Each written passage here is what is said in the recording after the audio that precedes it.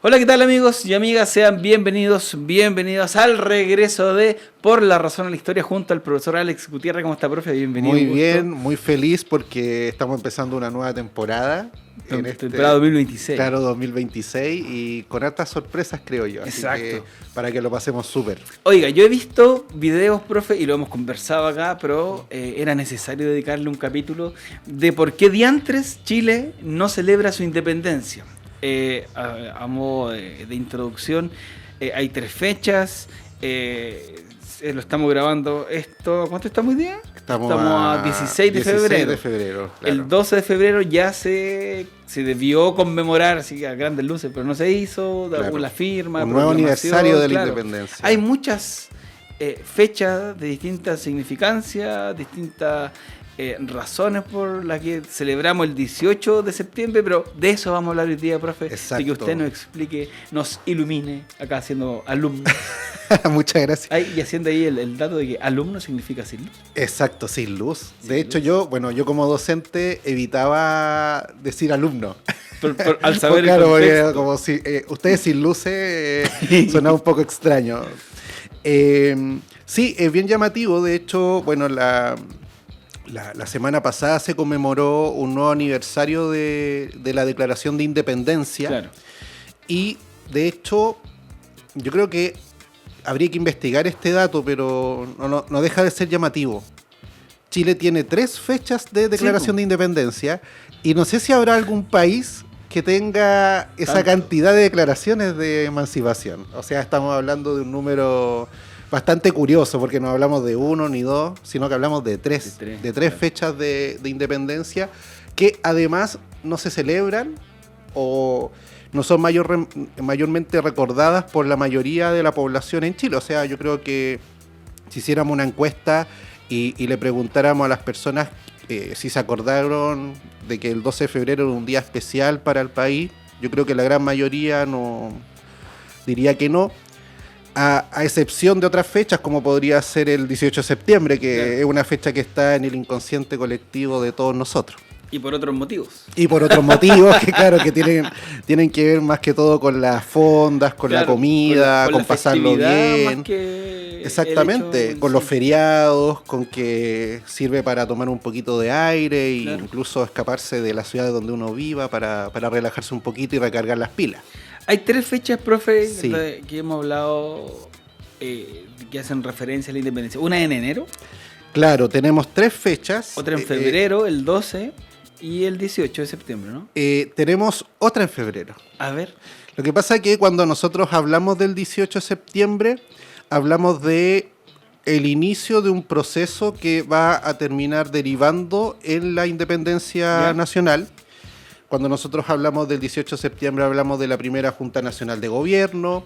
Esto ocurrió en 1810, Junta de Gobierno que fue liderada por Mateo de Toro y Zambrano.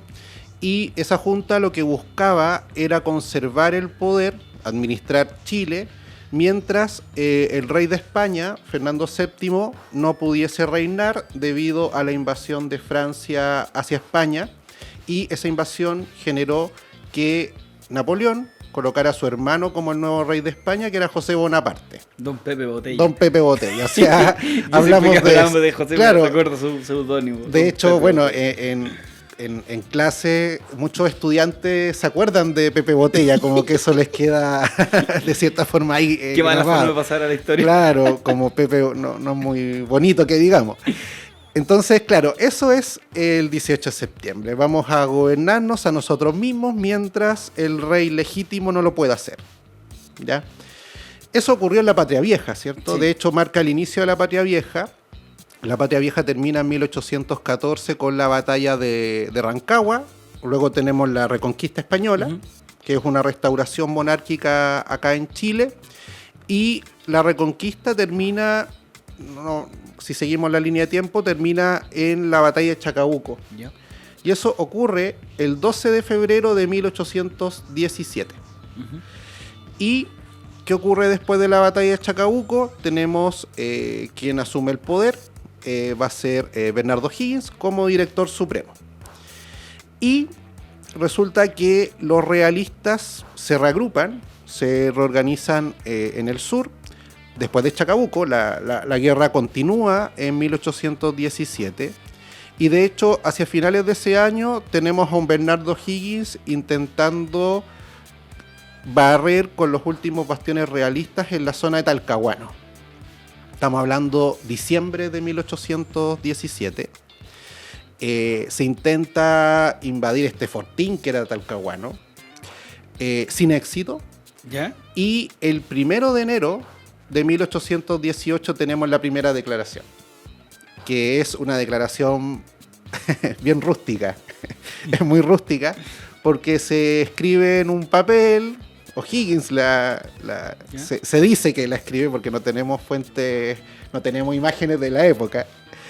O'Higgins escribió esta declaración sobre un tambor. ¿Ya? Esto muy cerca del fuerte realista en Talcahuano. Pero, ¿un tambor de la banda de guerra? Claro, un tambor militar. Ya, en el Morrillo Perales. ¿Ya? Ah, claro. En Talcahuano. Y luego le pide a alguno de sus hombres que lo vaya a dejar a donde estaban los realistas, en una señal muy clara y simbólica. Ustedes están luchando no contra un grupo de insurgentes, sino contra un ejército de un país. Esto no es una provincia rebelde, esto es un estado. Ese fue, podríamos decir, el poder simbólico de la firma de esa primera declaración, que fue el 1 de enero de 1818. Luego tenemos el 2 de febrero. El 2 de febrero de 1818 en Concepción. En Concepción se realiza una ceremonia cívico-militar, donde hay una jura de la independencia de Chile. Y en esta jura participa el pueblo de Concepción y los militares que estaban en la zona intentando asediar este fortín que era Talcahuano. Y luego tenemos el famoso 12 de febrero, que fue planificado de cierta manera para que fuera en ese día. ¿Ya? O sea, no fue una fecha al azar, sino que era una fecha bien relevante porque marcaba el primer aniversario de la batalla de Chacabuco. Ah, perfecto. Entonces, por eso se elige el 12 de febrero. Y esta celebración va a tener 2 sedes, podríamos señalar. No va a ser en un solo lugar. Vamos a tener una celebración en Talca, donde va a estar apostado en ese momento el ejército. ¿Por qué Talca, profe? Porque el ejército unido de los Andes, más este ejército chileno que recién se estaba formando, tuvo que replegarse de Concepción hacia Talca debido al avance realista. Ya. Resulta que en ese verano Mariano Osorio, quien ya había tenido éxito en las campañas de la Patria Vieja contra los patriotas, que de hecho Mariano Osorio es el que vence en Rancagua en 1814 y fue el primer gobernador durante la Reconquista, antes de Casimiro Marco del Pon. Él llega a Talcahuano desde el Perú, reforzando las fuerzas realistas que se encontraban en Talcahuano, y de ahí él avanza en dirección hacia Santiago. O sea, se estaba repitiendo lo que había sido la campaña exitosa realista durante la Patria Vieja. Entonces tenemos a O'Higgins ubicado en Talca, y allí se desarrolla una de estas ceremonias, y la otra, quizás más oficial, más pomposa, la vamos a tener en la Plaza de Armas de Santiago, que va a estar dirigida también por autoridades civiles, por autoridades eclesiásticas, autoridades militares, y se va a invitar a la civilidad a hacer este juramento en conjunto. Yeah.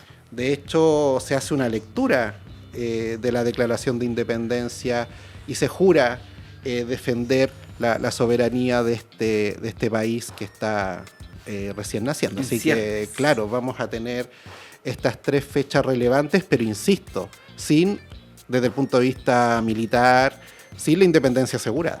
Tengo una duda, profe, porque Chile, lo hemos dicho, es un país bien curioso. Su historia tiene demasiados matices y hay otro montón de situaciones que lo hacen un país bien, o más que bien, es poco predecible. Tenemos perdido el sable de O'Higgins, tenemos perdida la piocha de O'Higgins. Estos documentos que usted nos menciona, ¿los tenemos? Muy buena pregunta, Tomás. Porque son, en la historiografía, usted me corrige, se llaman símbolos de poder, ¿no? Claro, y una fuente primaria. Claro. Por ejemplo, los historiadores cuando hacen los libros, acá tenemos libros de historia, cuando un historiador, hay uno por ahí del profesor también, cuando uno hace libros de historia, uno se apoya en fuentes secundarias, que son fuentes que se escribieron a posterior, y tenemos las fuentes primarias, que son fuentes de la época. Y muchas de estas fuentes primarias también tienen un valor o una carga simbólica muy potente. O sea, imaginémonos tener el documento de la Declaración de Independencia con la firma de estos protagonistas. Sí. Es como cuando uno viaja o tiene la oportunidad de ir a Estados Unidos y ver la Declaración de Independencia de los Estados Unidos, claramente hay una carga histórica y simbólica enorme porque marca el nacimiento de un Estado. En el caso chileno fue especial. Sí. Fue muy especial y fue especial desde los inicios. Porque primero, partamos de lo básico, había que hacer el escrito. Sí. Y tenía que quedar bonito. Y los primeros borradores a O'Higgins no les gustó. Yeah. Porque O'Higgins era el que mandaba, no nos olvidemos de ese detalle. Tenía un poder bien importante, un poder militar, político. El país estaba en guerra. Y esto ocurre en febrero, a inicios de febrero, y a O'Higgins no le gusta la declaración, incluso manda a que se haga de nuevo. Se llaman a intelectuales de la época para que colaboren en la redacción. Por ejemplo, Mariano Egaña, Manuel de Salas, van a participar en la elaboración de la declaración que todos conocemos.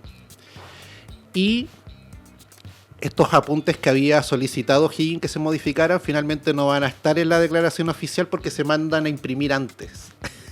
Ya. Ya. Ahí ya empezamos, ya para que veamos que está...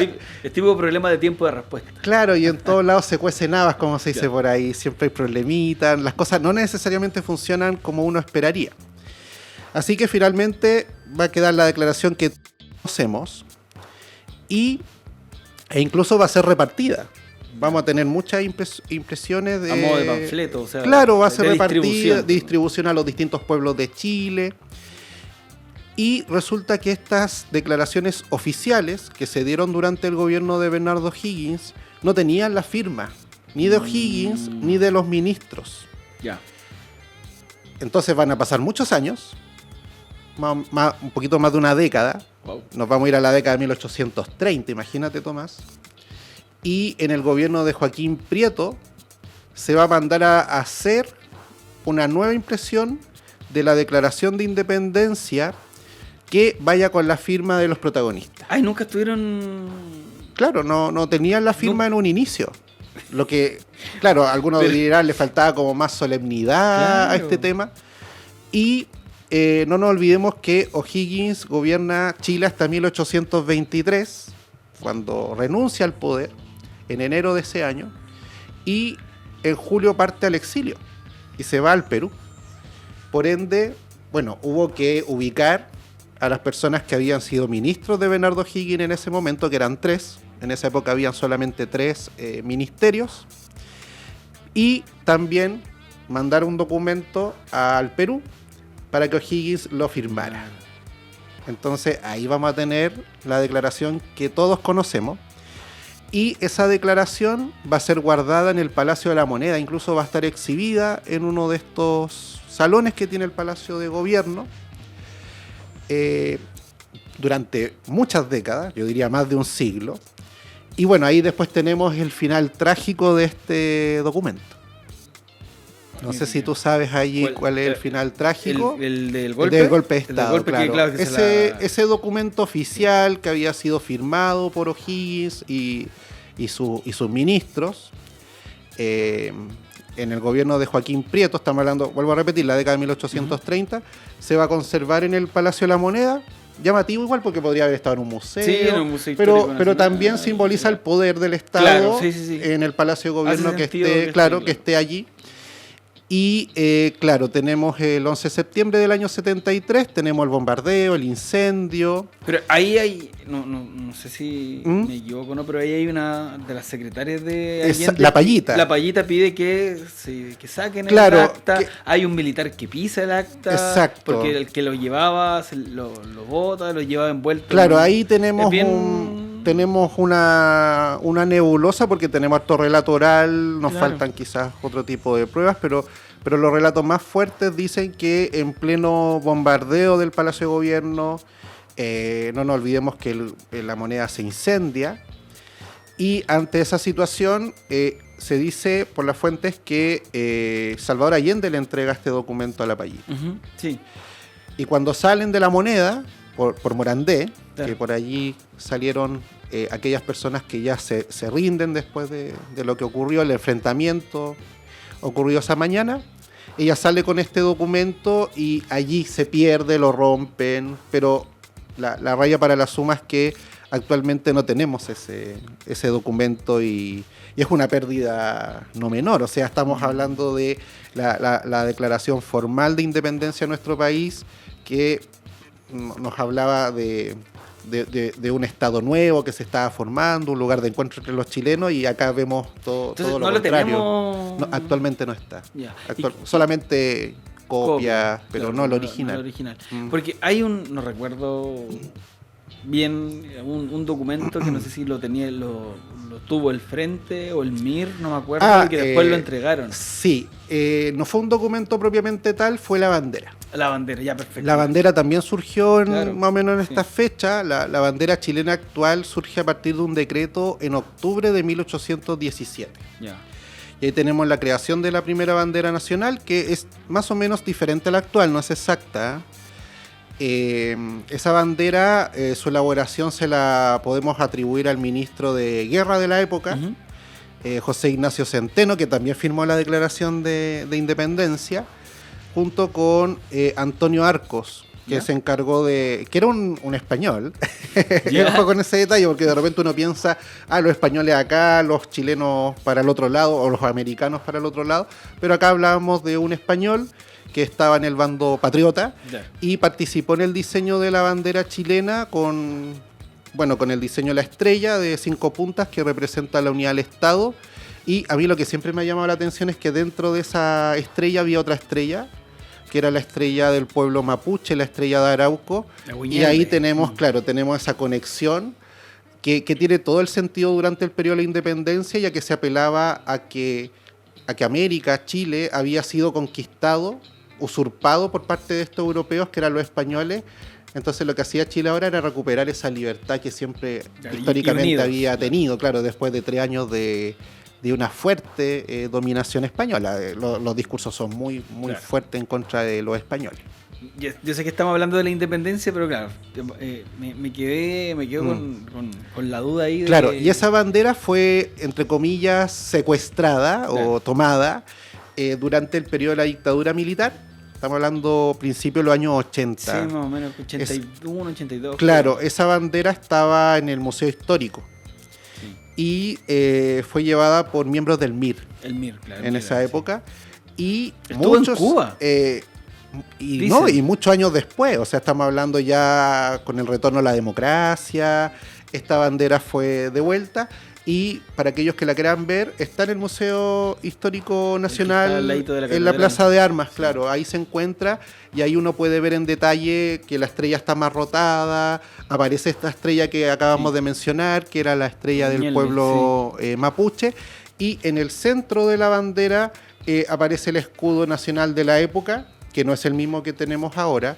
Los araucanos que estaban ahí. Era el de los mapuches araucanos, es de la Patria Vieja. Cierto. Este escudo se le conoce como el escudo de la transición. ¿Ya? Y este escudo va a perdurar hasta el gobierno de Joaquín Prieto. Hasta el gobierno de Joaquín Prieto vamos a tener ese escudo. Y ahí se reemplaza con el actual, con el cóndor y el huemul. Pero hasta ese momento teníamos este escudo de la transición. Entonces es interesante ver cómo también estos símbolos van a ir cambiando. El que tiene el pilar y que dice libertad arriba. Exacto. Ese es el escudo que nace en el gobierno de Bernardo O'Higgins, también como un intento de de separarse de los símbolos que se habían creado durante el gobierno de José Miguel Carrera. O sea, también ahí hay un juego, un juego ego y poder. Claro, muy, muy claro. Y lo otro, quizás como para ir cerrando, tiene que ver con el tema de las celebraciones. Uh-huh. ¿Por qué no celebramos el 12 de febrero? O a lo mejor se celebró en algún momento. La verdad es que sí. La verdad es que sí se celebró. Teníamos 3 fiestas patrias en... no menor, imagínate. Y conociendo como el chileno. Claro, conociendo como el chileno cuando le pone bueno, le pone bueno. Y teníamos la celebración del 12 de febrero, que era una celebración doble, como lo conversamos recién, por Chacabuco y la declaración formal de la independencia. Pero también se agrega el 5 de abril. 5 de abril, claro. Porque... A ver, la declaración fue el 12 de febrero de 1818, pero los realistas seguían, avanzaron hacia Santiago y el 5 de abril de ese año tenemos la batalla de Maipú, lo cual de cierta forma consolida la independencia chilena. O sea, fue una batalla clave para poder desarticular cualquier intento realista en la zona central de Chile.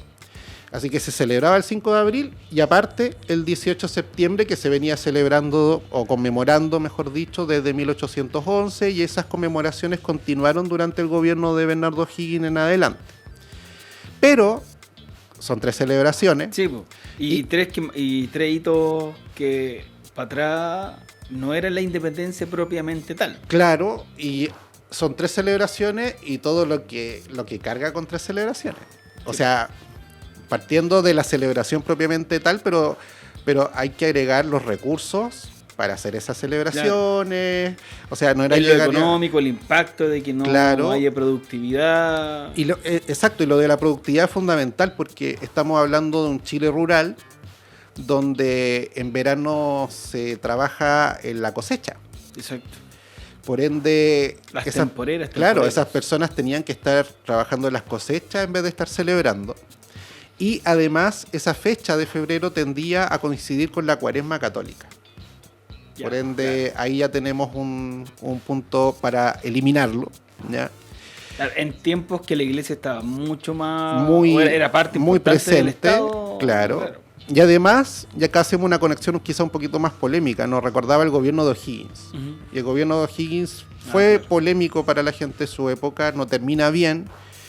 Y muchos quieren tratar de dejar en un segundo plano la figura de O'Higgins. O sea, la figura de O'Higgins cuando comienza a brotar como un héroe de la independencia y a tomar quizás las características simbólicas que conocemos en el presente, me atrevería a decir recién, ya más en serio, a partir de 1860, cuando sus restos son repatriados al país.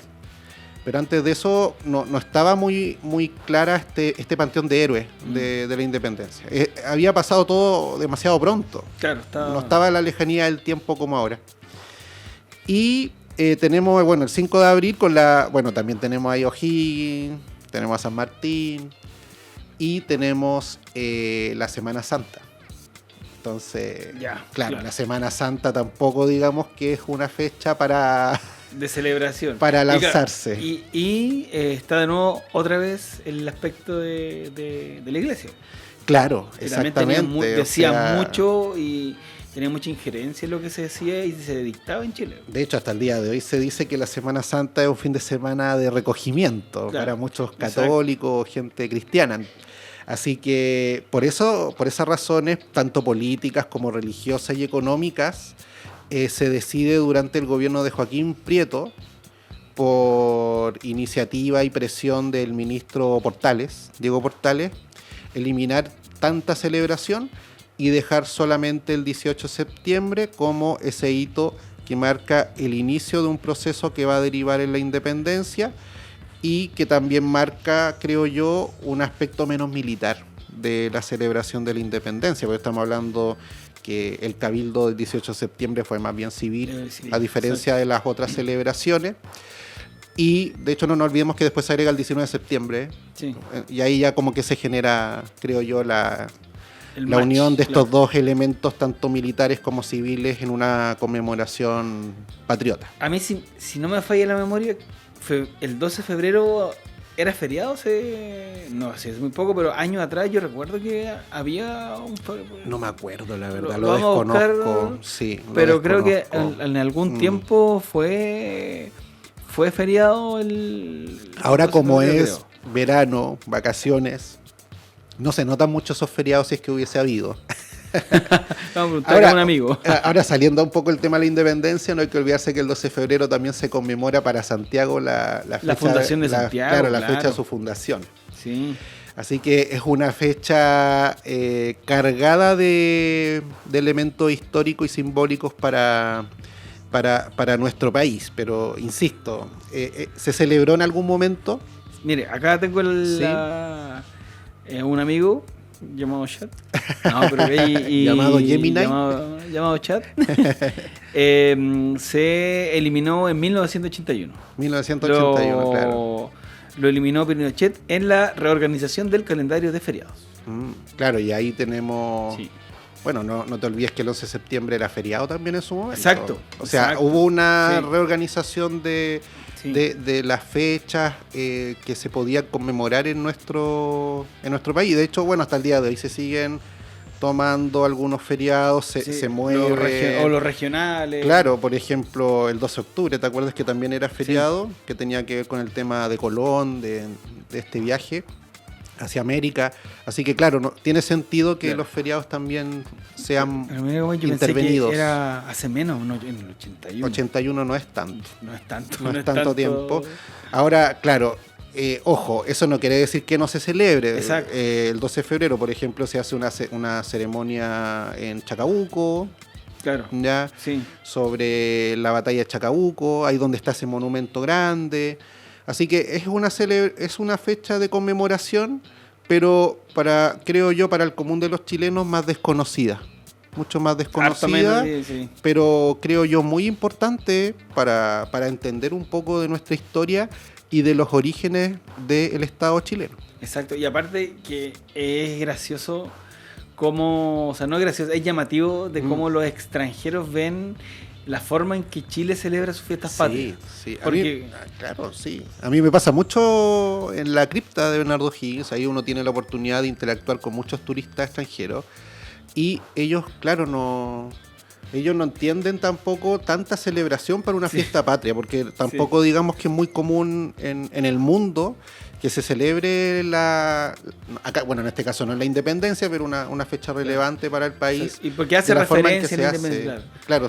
Porque lo más escandaloso, Estados Unidos, que el 4 de febrero tiran... 4 de julio. El 4 de julio, perdón. Tiran la casa... por la ventana. Pero tiran un par de fuegos artificiales, claro, y es el día... Pero acá es un fin de semana de... Claro, de jolgorio.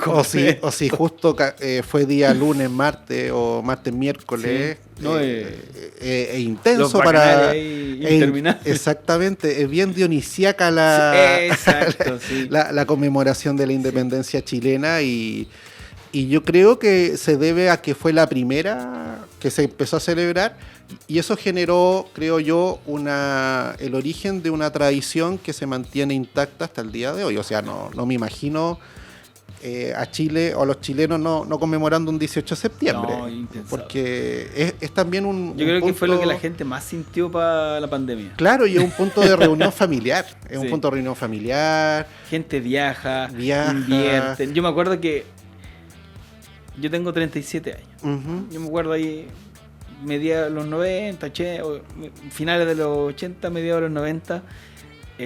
La gente se compraba ropa para el 18 de septiembre. Exactamente. La gente más antigua era un hito el 18 de septiembre. Y había que estar bonito. Había que estar bien arregladito. Sí. Yo me acuerdo. Incluso más que otras fechas.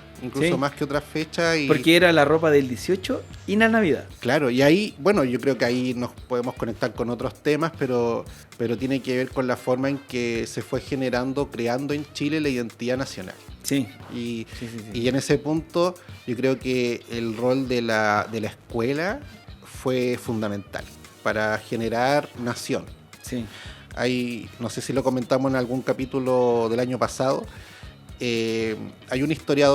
hubo un historiador chileno bien interesante de estudiar, Mario Góngora. ¿Ya?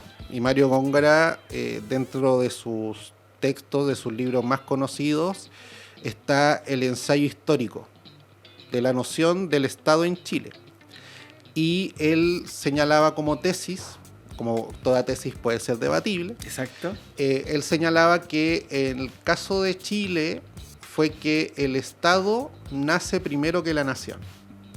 Esa es la tesis de Góngora. ¿Y cómo se creó esta nación? Bueno, a partir de la fecha que hemos estado comentando en el capítulo de hoy, y también a partir de lo que sería la escuela, la educación, los profes de historia. No nos olvidemos que hasta el día de hoy en los colegios se baila cueca o se baila otro baile típico de Chile justamente para septiembre. Se van a ir agregando otros hitos como el 21 de mayo, el mes del mar. En los colegios también se conmemora.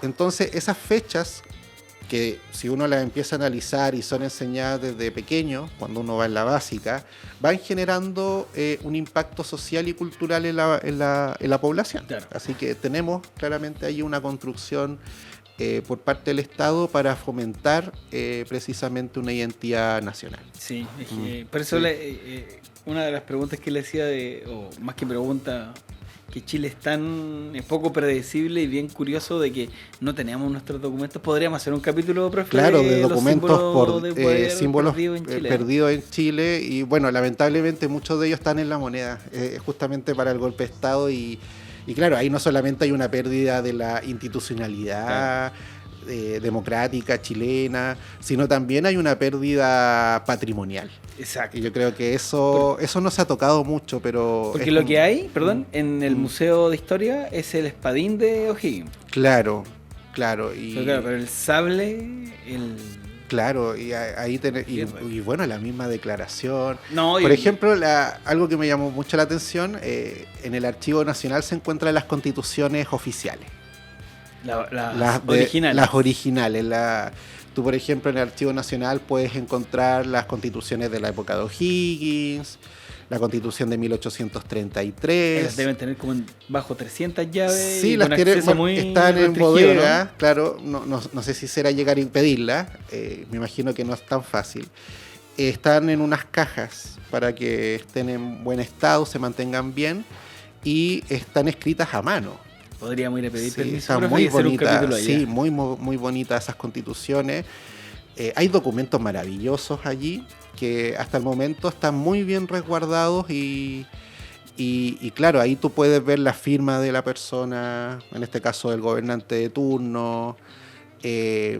Son documentos espastados, con una caligrafía una letra gótica especial, claro. Incluso, bueno, yo tuve la fortuna de ver esos documentos y están hasta estos proyectos constitucionales rechazados. También están, claro, porque son documentos históricos que en su momento también se van a revisar o van a ser estudiados, pero ahí tenemos los originales. Claro, porque sirve para conocer el contexto histórico a veces, claro. Y más allá de lo que está escrito formalmente, dar luces de los contextos históricos y lo que se vivía más allá de lo que se aprobó, ¿no? Exactamente, porque uno cuando analiza el pasado o este presente un poquito más cercano a nosotros, claro, como podría haber sido estos proyectos constitucionales, claro, el día de mañana se va a debatir.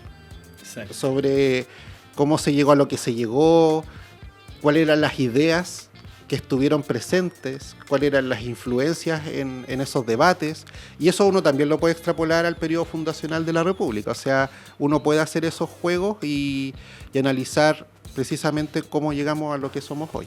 Ahí estamos, profe. Una gran explicación del por qué no celebramos la independencia de Chile o por qué hay tantas fechas. Así que exacto. Muchas gracias, profe, acá por de nada, estar que esté muy bien. Por La Razón de la Historia. Y ustedes, si ya llegó hasta acá, suscríbase al canal, denle un like, compártalo, para que más gente sepa de por qué en Chile tenemos tantas fechas de celebraciones históricas y por qué no celebramos la verdadera fecha exactamente de la independencia. Que estén bien. Chao, chao. Chao.